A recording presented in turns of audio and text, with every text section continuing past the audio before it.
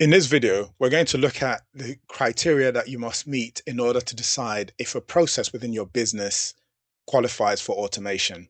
So do not just automate a process just because you can see that it repeats or it happens all the time. The key thing is there are three aspects or three areas you must look at, and I call them the three R's. And these three R's are: does the process repeat? Is it a repeatable process? And do you have to repeat it within your business? Are there rules within the process or workflow? And what are the risks if there are mistakes or things are not within your complete control? So let's look at what repeating means or what repetition means. So there are processes that you'd run every single day, or there are things that happen within your business, like a new lead coming in, or a chatbot receives a request, or something along those lines. How do you handle those processes? Is it the case that once you've generated a lead, then you need to ask further questions, put the information in a CRM, and then construct or author a reply response to the lead immediately, and it has to happen within a few seconds for you to convert that lead? Now that's something that repeats. That may sound like something that needs automating, but there are other considerations that you have to bear in mind. Now, something like lead gen and lead qualification happens all the time in a lot of businesses. So it is quite a good candidate for repetition. But look at the frequency and how long it takes and the cost of doing that repetition or making any mistakes. Now, the next thing is the rule. Now, are there rules around that workflow or that process? Now, the rules are the most important aspect because that is what you'd codify and that's what you give to the automation system or AI to execute. If there are no rules or they're just haphazard or scattered, then it's quite difficult to get the AI to do that reasoning. It's not impossible, but it makes it a lot more difficult. And that means there's potential for a lot more mistakes. So as an example, if an inquiry is received and you log that immediately, assign an ID, how do you do the ID? Is there a pattern to the ID? That's something that's repeatable, and that's something that's easily missed if you're teaching somebody new to do that inquiry handling. Then you look at the service, determine what service that customer needs. Why have they come in? Are they somebody that are prepared to, for instance, let's say they're looking for a new property to buy? Are they prepared to complete the transaction within 3 months, within 6 months, within a year? Should they go into nurturing, or should they be handled immediately or transferred to a human? So that's something that you need to do constantly. Then check the information that they've provided. Is that information complete? Is it usable? Is there anything missing? Should you go straight back to them to ask them for more information? So if you need their phone number and email and they've provided an incorrect email, you can check that immediately and tell them, oh, look, this email is not valid. Can you check it? And that way, you're also protecting the systems that you have at the back end. And then you have to decide what the follow-on action would be. Is it send them an email straight away or make a phone call straight away? So all these things are possible regardless of time or day, especially with AI voice agents. You can call them straight away. And that's one of the automations that we put into a business I was working with, where as soon as a Facebook lead comes in, we qualify that lead and then call them straight away using AI. And that increased the conversion significantly. So it doesn't need to be identical every single time, but there needs to be a predictable way of handling every single nuance or every single exception within that workflow. So automate the core processes and we design for exceptions. So if you can explain how decisions are made and identify the common exceptions, then you can automate the predictable work and route on certain cases to a person. So that's exactly essentially what I've gone through just now. And then the final R is risk. So what happens when somebody misses a step? So often with the manual processes, things can easily be missed. For instance, if you create IDs for new leads and you create those IDs manually, then sometimes the pattern might be different. Somebody might use camel case, somebody might use uppercase, or another person uses lowercase, another person uses hyphens between words. All those things should be codified so that your database and your CRM looks consistent, is consistent, and is easy for somebody new to understand the information that's within that database. And it's also easier for AI to understand. So have your control process, have your follow-up tasks, have everything detailed and codified, and make sure there's a clear audit trail for anything that's done. Now, if, for instance, you get a lead come in and their email is incorrect, but you could have had something check the email before saving the information, then now you're creating more work downstream.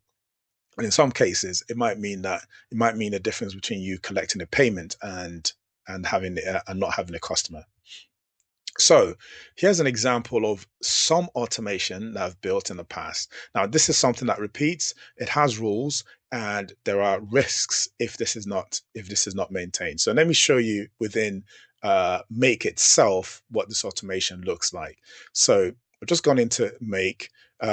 This is a system that I use for reminding people who are attending a webinar when they should come in, and this is the process that we follow. Now, here, Notion is the CRM where the leads or the client's information is held. Now, what happens is this is one of three different automations that run. This one has to run on 2 hours. I think this is a 2 hour check. For this 2 hour check, we go into the database, we pull out the client's information, and then we decide which information we're going to send and which channel we're going to use to send them messages. So here you've got the 2 hour trainee SMS text message that goes out 2 hours just before the start of the session. Then we set these are just set variables, and then we essentially collect all of the information here, and then we send a text message on this bit, on this last module. And this next one is a WhatsApp message, so this is a different SMS. Then we've got WhatsApp, and then the top section is for trainees, and then the bottom section are for new leads. So the way the database has been set up, we have new leads and we've got trainees. So these trainees are people who have registered on the course, and then leads are people who have just come in through Facebook. They're essentially engaged leads, and we haven't signed them up yet. So the bottom one is for the webinar, and the top one is for actual trainee sessions. So you can see that this is something that must happen every week before the webinar and every week before the training session. In addition, if this doesn't go out, this is part of our onboarding process. So part of our research shows that we need to send this to our message, because that guarantees an increased number of people attending the webinar or the training. So another thing that I would like to show you is that this forms part of a series of reminders that we send out. So we've got the 10-minute message that goes out, 24-hour message, and then a 2 hour message. So all of those things need to happen in that sequence. Otherwise, the attendee list is a lot reduced, and that affects the bottom line. So unless you have this codified, unless you have this automation in place, a lot can get missed. 2 hours before a session, something might be happening. You might be trying to do the slides or complete the presentation. So you don't want to have to remember to do that 2 hours before. Just have it automated. Now, the 3R test: repeat, rules, and risk. So does the process repeat? Are there rules around the workflow, and what are the risks if something gets missed? So if you've got 3 yeses, that doesn't automatically mean that you have to automate. What it means is that from a business standpoint, we need to understand further whether the process is ready for automation. So we need to understand what the exceptions are, what we need to program for. We need to check the quality of the data you already have. Do you have a CRM or you don't have a CRM? Now, how can we improve that? Make sure that the data is in the right place. You've heard the saying, garbage in, garbage out. And that's where the data improvement comes in. So we need to decide where humans must approve something, or if humans don't need to be involved. Does it need to be 24/7? Does it need to be just 9 to 5? And what things need to be validated immediately before going on to the next stage? And then we need to plan what happens when the automation fails. It's only after this point that you can then say, right, let's automate. So your workflow must meet the 3R test. And then after it meets the 3R test, you then come back for a discovery. And then we do the discovery. After the discovery, we do an audit, and then we get it all in. And all of this doesn't have to take a long time, but these are steps that you have to do or should do in order to get this in a state where it's usable.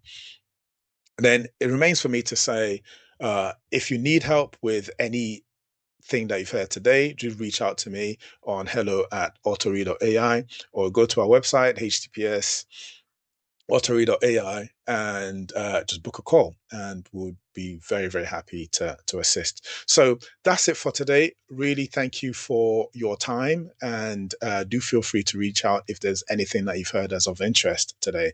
But until next time, keep winning, and let's keep growing our businesses.